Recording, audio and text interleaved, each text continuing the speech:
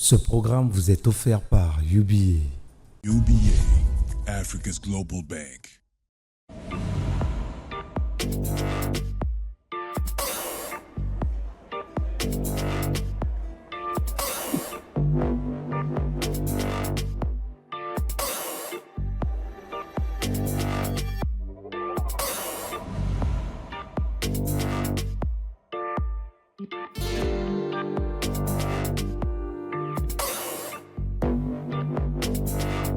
Bienvenue dans Écho de l'écho. L'économie verte, un levier de croissance pour le Gabon. C'est la thématique de ce numéro. Face aux défis environnementaux et aux impératifs de diversification économique, le Gabon s'impose progressivement comme un acteur clé de l'économie verte en Afrique. Avec ses vastes forêts équatoriales, ses ressources naturelles et son engagement en faveur du développement durable, le pays mise sur un modèle économique alliant à la fois croissance et préservation de l'environnement. Vastes ressources naturelles, notamment des forêts et son potentiel en énergie renouvelable, le Gabon dispose des atouts nécessaires pour faire de la transition écologique un véritable levier de croissance. Seulement, les questions se posent. Comment le pays peut-il pleinement tirer parti de ce potentiel? Quels sont les défis à relever pour faire de l'économie verte un pilier de croissance durable et inclusif? Alors, décryptage d'un enjeu stratégique pour le Gabon dans quelques instants avec Monsieur Marius Kombila. Il est directeur général d'une agence de gestion forestière, mais aussi et surtout expert en forêt environnement. Avant notre décryptage, avant notre entretien, allons-y retrouver notre cher ami Lavoie. Lavoie, bonsoir et bienvenue. Alors Lavoie, rapidement, dites-nous, qu'est-ce que l'économie verte?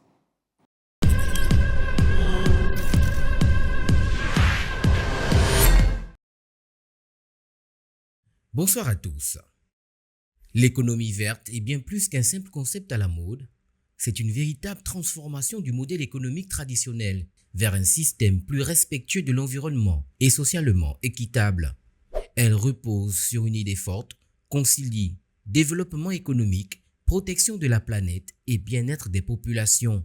Dans une économie verte, la croissance ne se fait plus aux dépens des ressources naturelles, mais grâce à elles, en les préservant et en les valorisant durablement.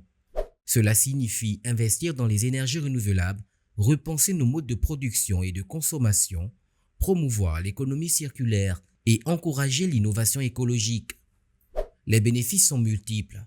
Réduction des émissions de gaz à effet de serre, amélioration de la qualité de vie, création d'emplois verts, développement de nouveaux secteurs économiques. Mais cette transition demande aussi des efforts, notamment en matière de régulation, d'investissement et de sensibilisation. L'économie verte n'est donc pas une utopie, mais une nécessité pour répondre aux défis climatiques et aux exigences des mondes en quête de durabilité. Entreprises, gouvernements et citoyens ont tous un rôle à jouer pour construire un avenir où croissance et écologie avancent main dans la main. Voilà, Modeste.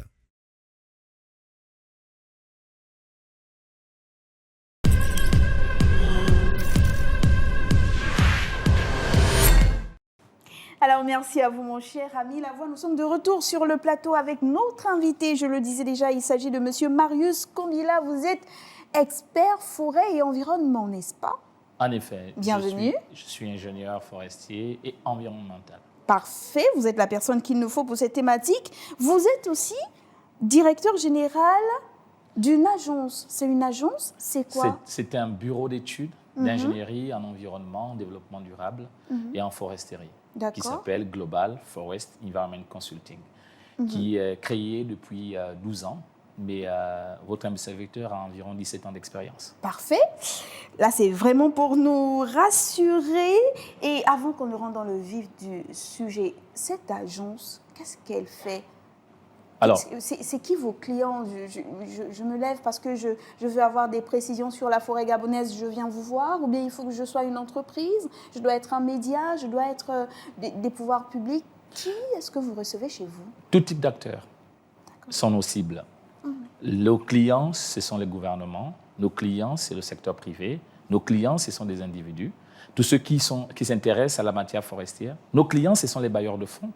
Nos clients, ce sont des institutions spécifiques, ce sont les établissements financiers qui veulent comprendre, qui veulent se faire accompagner sur ces questions environnementales, sur ces questions d'économie verte, qui veulent comprendre comment mettre en place des méthodologies ou des mécanismes à leur sein pour mieux accompagner les acteurs du secteur.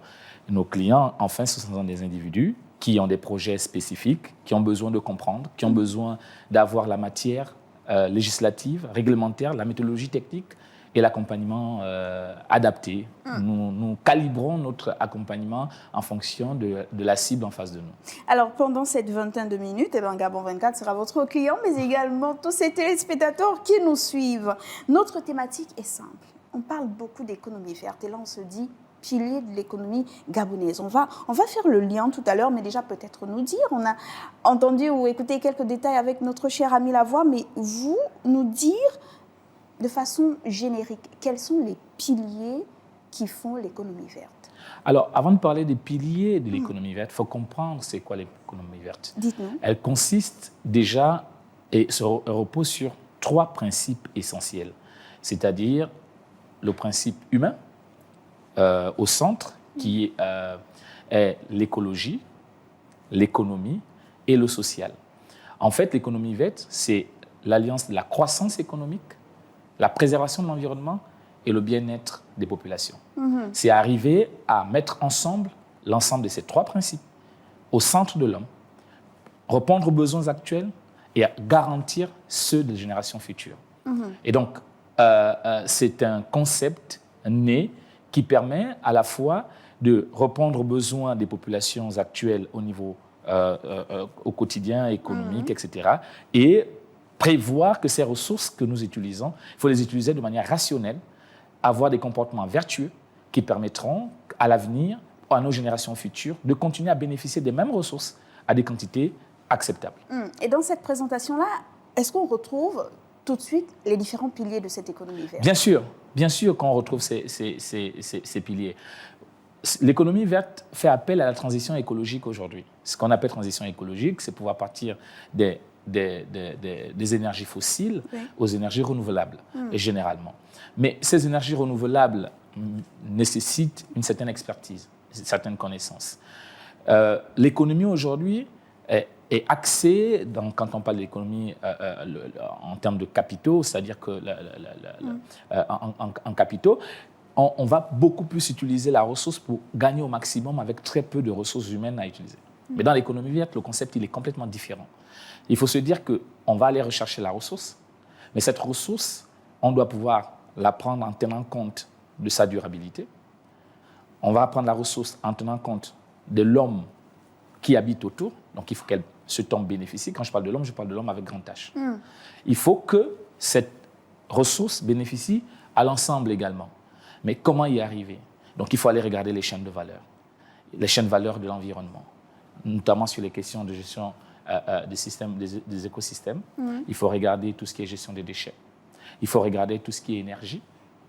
Oui, il faut regarder l'ensemble de cette chaîne de valeur et identifier à l'intérieur des segments à haute valeur. Un fonctionnement véritablement stratégique. Et là, nous, on se pose la question de savoir pourquoi le Gabon il a intérêt un intérêt stratégique à miser sur l'économie verte. Notre beau pays d'Afrique centrale, dispose d'énormes ressources. On a le pétrole, on a la forêt, on a l'économie maritime qui est là, les ressources halieutiques sont énormes.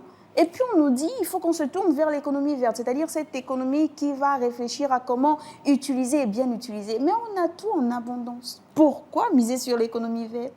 Alors, il faut miser sur l'économie verte stratégiquement pour plusieurs raisons.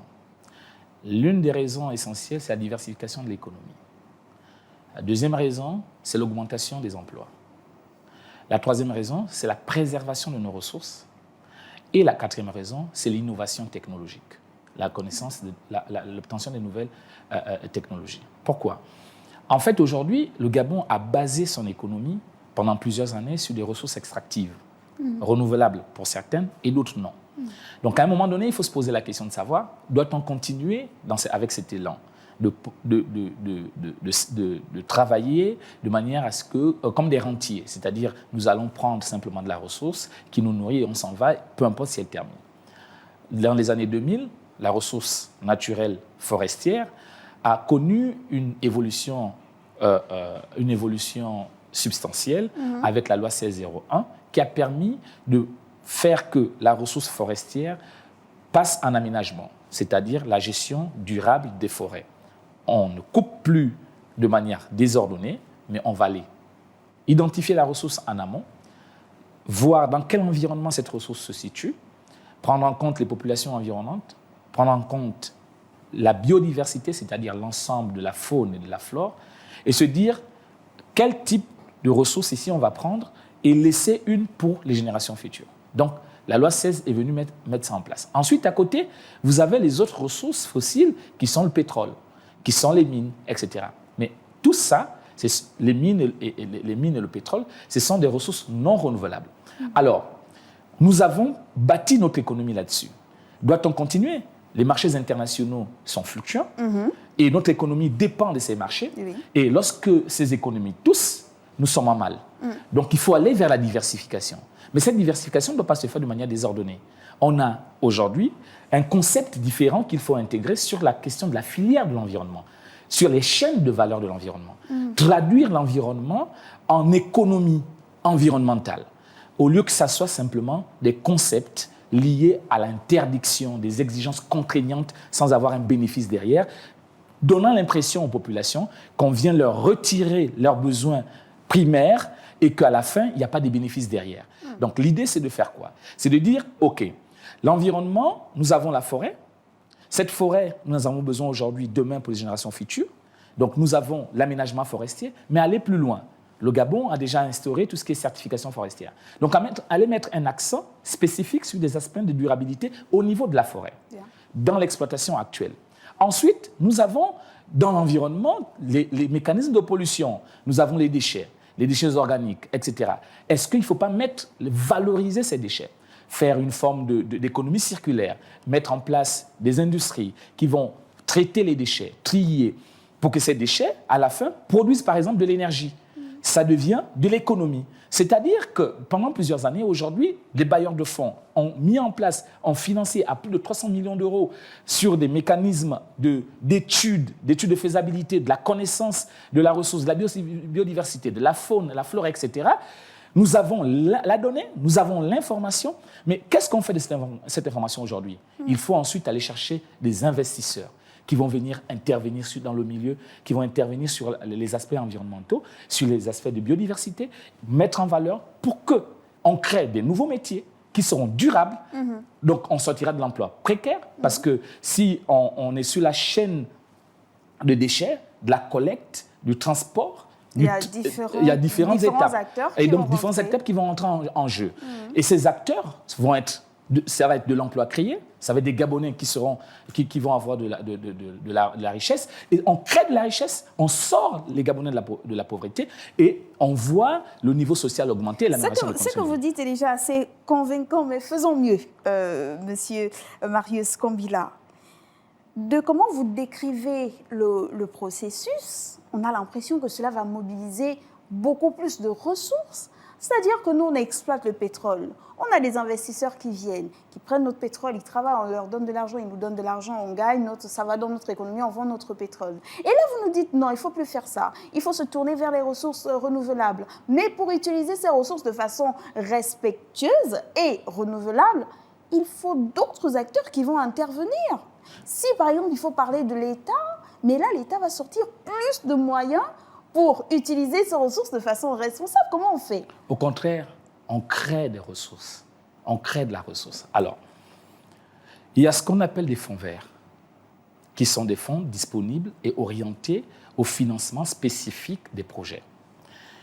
Nous avons des fonds CAFI, nous avons le Fonds de l'environnement mondial, nous avons plusieurs fonds qui sont disponibles, que nous pouvons aller capter, apporter et les orienter en fonction de notre vision et de la vision du pays en termes de développement. Qu'est-ce que je veux dire ? Aujourd'hui, nous rentrons dans la Ve République. Monsieur le Président de la République, son Excellence Brice Clotaire Oligui Nguema, dans le pilier 5 de sa politique, parle du développement durable et de la croissance économique. Comment allons-nous faire du développement durable une croissance économique ? Il faut pouvoir mobiliser des fonds. Ces fonds sont disponibles, mais il faut qu'on ait une vision qui soit claire. de ce que l'on veut faire de la filière environnementale et forestière, qu'on sache où on va, afin d'attirer des investisseurs en faisant quoi? En ayant, par exemple, des PPP, des partenariats publics-privés, qui vont mettre des mécanismes d'allègement. Ce type d'allègement, c'est quoi? C'est dire, par exemple, qu'écoutez, nous voulons faire une transition écologique sur la partie énergie. Je vais m'arrêter spécifiquement sur ce point. Nous constatons depuis plusieurs années que nous avons un goulot d'étranglement sur l'électricité et l'eau au Gabon. Alors, la question de l'électricité, est-ce que vous êtes au courant qu'on peut produire de l'énergie sur la base des déchets? Oui. À partir du moment où vous le savez, où est-ce qu'on trouve de l'argent? Il y a de l'argent disponible chez des bailleurs. Mais il faut des investissements pour arriver à transformer ces déchets en électricité. Justement, il faut avoir, mais cette transformation, il faut avoir une connaissance. Il y a un maître mot que je veux laisser à nos téléspectateurs. C'est l'information, la formation et la sensibilisation. Alors, si on n'a pas l'information de où on doit avoir les fonds, identifier les filières, dans la chaîne de valeur, les segments à haute valeur, il est difficile de pouvoir mobiliser les fonds, les investisseurs et les mettre en relation. La formation, il faut que nous puissions avoir une politique avant-gardiste pour pouvoir amener des gens, parce qu'ils ont l'information, ils ont la compréhension des enjeux, ils vont s'intéresser à ces métiers. Et donc, on va avoir des acteurs qui seront formés, qu'on peut insérer dans cette chaîne de valeur. Ensuite, il faut sensibiliser. La sensibilisation, elle reste ensuite pour la formation, afin qu'on maintienne ce mécanisme et créer de la richesse. Parce qu'aujourd'hui, notre pays a déjà un certain niveau de développement, mais voyant la volonté du chef de l'État, c'est qu'il veut aller beaucoup plus loin. Et s'il doit aller beaucoup plus loin, on doit sortir des mécanismes de rentier et on doit pouvoir se réinventer. Donc, l'innovation. Et surtout avoir une vision claire, comme vous avez dit. Et là, pour avoir cette vision claire-là, il faudra nous dire quels sont les secteurs clés où le Gabon pourra véritablement se démarquer dans l'économie verte. Alors, on a l'agriculture durable, on a l'exploitation forestière, il ne faut pas l'oublier. On se démarque déjà, mais on peut aller encore plus loin avec la certification forestière qui existe aujourd'hui. Pas que, mais aller sur des mécanismes qui permettent question climat, question carbone. Vous comprenez? Là, on peut aller sur le reboisement. On peut aller sur de la forestation, mais pas un reboisement pour reboiser. C'est-à-dire que nous avons une forêt. Aujourd'hui, nous avons une exploitation forestière. On peut aller faire de l'enrichissement. Ça va augmenter la séquestration du carbone. Donc, on va créer la ressource en ayant des crédits carbone. C'est-à-dire qu'il faut créer le crédit carbone et aller de manière systématique à agencer la réglementation actuelle avec la vision qu'on a pour pouvoir faire en sorte que la partie technique de création de création de crédit carbone puisse être utilisée avec la vision, les acteurs qui vont s'impliquer dans la filière pour atteindre la vision escomptée. Une chose essentielle sur cette question. Allons-y. Depuis un petit moment, sinon quelques années, les gouvernants passés, la volonté politique affichée, parce que le Gabon est quand même l'un des pays... Un très bon exemple. Un bon exemple, a voulu vendre ses crédits carbone sur la scène internationale. Ce qu'on appelle les carbones souverains, les crédits carbone souverains.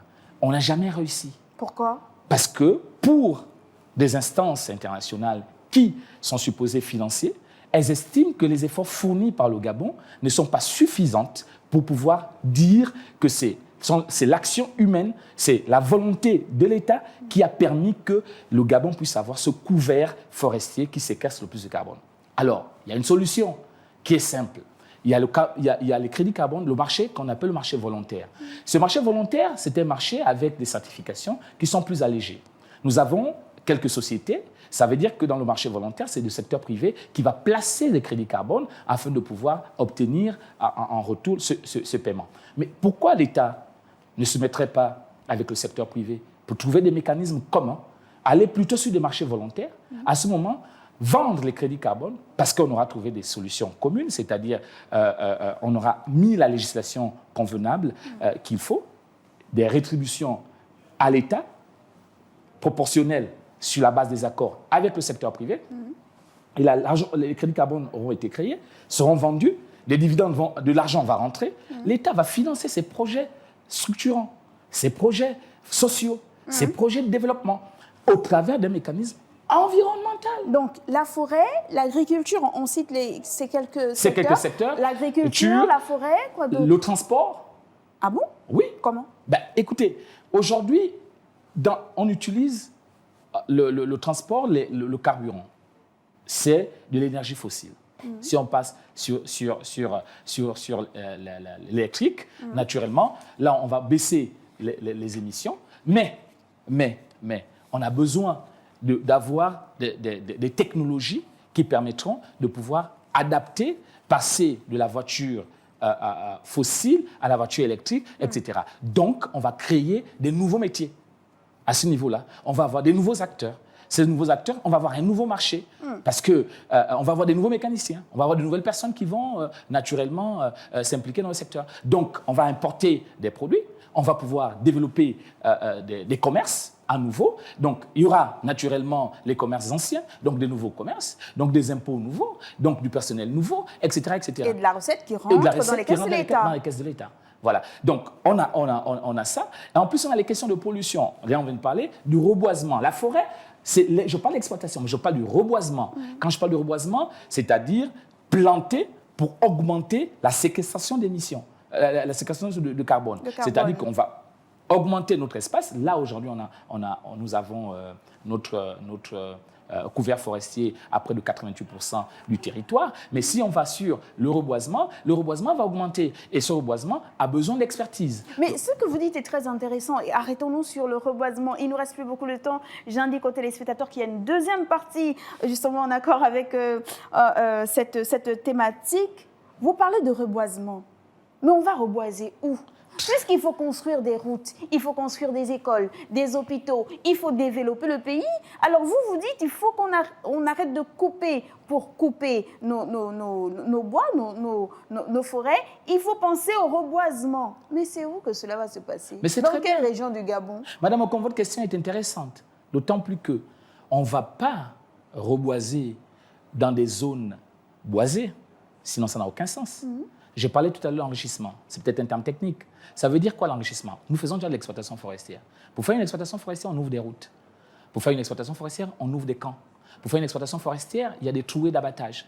Il y a des pistes de débardage, c'est-à-dire des routes, des pistes pour prendre de la souche, l'arbre abattu, jusqu'à l'espace de chargement. Ces espaces, une fois on a fini l'exploitation, on peut reboiser dans ces espaces. Ça, c'est un premier espace. Secondement, nous avons les zones agricoles, des grandes zones agricoles.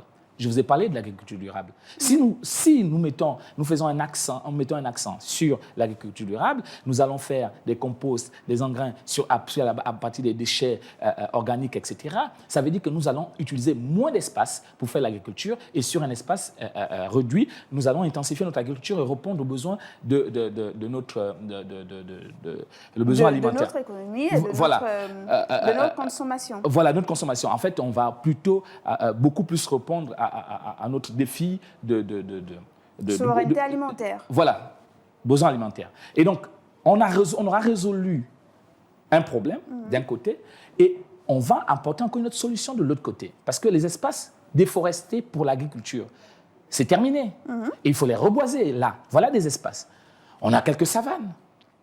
On a donc de l'espace pour faire du reboisement à ce niveau pour augmenter notre espace. Donc, il y a des solutions, Madame Okomasso, à ce niveau-là. Mais le reboisement n'est qu'un aspect à ce niveau. Ce n'est qu'un aspect. Donc, il faut que sur la chaîne de valeur de l'environnement, chaque chaîne de valeur, avec ses segments de plus-value, nous arrivons à identifier les segments qui ont la plus-value immédiate et définir de manière méthodique sur un certain nombre d'années, en fonction de la vision recherchée, investir et transformer le secteur environnement en économie forte et donc créer une croissance économique. Et atteindre la diversification économique. Merci beaucoup, Monsieur Marius Kambila.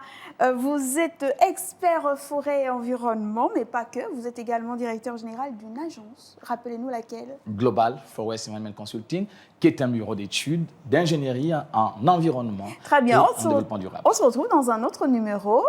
On se retrouve également avec vous, chers téléspectateurs. Retenez pour ce numéro que l'économie verte représente une opportunité majeure pour le Gabon, comme nous l'a dit notre expert, en alliant développement économique et préservation de l'environnement, en misant sur des politiques adaptées, des investissements durables et l'innovation. Le Gabon peut non seulement diversifier son économie, mais aussi renforcer sa souveraineté énergétique et créer des emplois verts. Nous vous donnons rendez-vous pour la seconde partie très vite. Merci de nous avoir suivis. Restez sur Gabon 24 et surtout n'oubliez pas que le temps de la réflexion est une économie de temps. À bientôt.